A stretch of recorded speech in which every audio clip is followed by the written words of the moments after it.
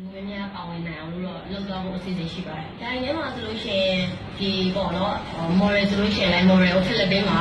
အဆူရလာတယ်ဖိလစ်ပင်းမှာလည်း model ပညာကိုတော့သင်ထားတဲ့ Willis ပေါ့နော်ကိုဆို model တိုင်းထဲမှာပါတယ်။ပြီးတော့ Inouye ပေါ့ Inouye ဆိုလို့ရှိရင် Miss နဲ့ပါဘောကအမျိုး second runner အဲ့ရထားတယ်။ပြီးတော့ ဥပဒေတည်းကကောင်းမြတ်ထုံပေါ့နော်တယောက်ကကြောက်ရသွေးရိုင်းခဲ့တယ်ကလက်ကြီးမျက်လုံးသိပ်ပေါ့နောက်တစ်ယောက်ကကျတော့ make it ပညာရှင်အကောင်မင်းမောင်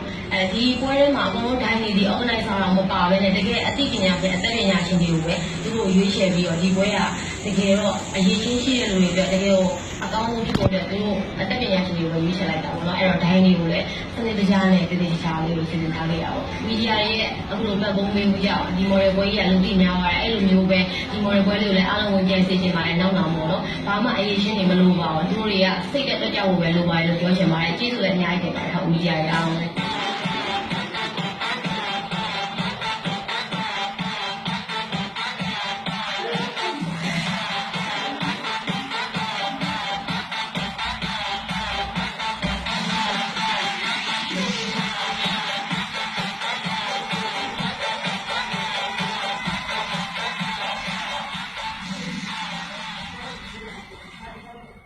ရက်တီကျင်းသူတွေကိုရေတောင်မြောက်ပေးတဲ့ New Faith Blazer Model ပြိုင်ပွဲကိုဩဂတ်စ်31ရက်နေ့ကကျန်ကုန်မြို့အလံပြဖျားလမ်းရှိ Park Royal Hotel မှာပြုလုပ်ခဲ့ပါတယ်။အဲဒီပြိုင်ပွဲကိုကန့်သက်ချက်တွေမထားဘဲပညာအရည်အချင်းအများကြီးမရှိတဲ့သူတွေအိမ်အောင်ရှင်တွေပါဝင်ရှင်ပြိုင်နိုင်ကြကြောင်းပမာဏလူရွေးချယ်ပွဲမှာ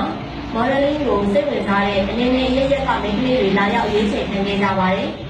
ပမာဏလူရွေးချယ်မှုကနေပြိုင်ပွဲဝင်အယောက်20ကိုရွေးချယ်ခဲ့ပြီးဩဂတ်စ်31ရက်နေ့မှာတော့ Grand Final ပြိုင်ပွဲကိုပြုလုပ်ခဲ့တာဖြစ်ပါတယ်။ပြိုင်ပွဲပြုလုပ်ရတဲ့ရည်ရွယ်ချက်ကိုလည်း New Faith Blazer Model ပြိုင်ပွဲရဲ့တာဝန်ရှိသူကန်ဂျိုကအခုလိုပြောပါတယ်။ဒီကလောရည်ရွယ်ချက်ကကြတော့ Miss ကဒီမှာလည်း Miss တွေဆိုနေ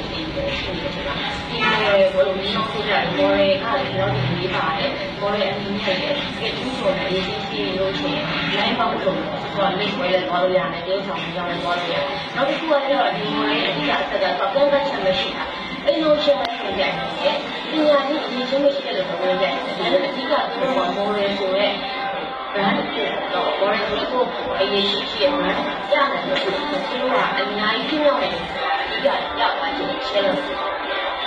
အဲ့ဒီပြိုင်ပွဲမှာ winner top 2 top 3နဲ့ title award များကိုပေးအပ်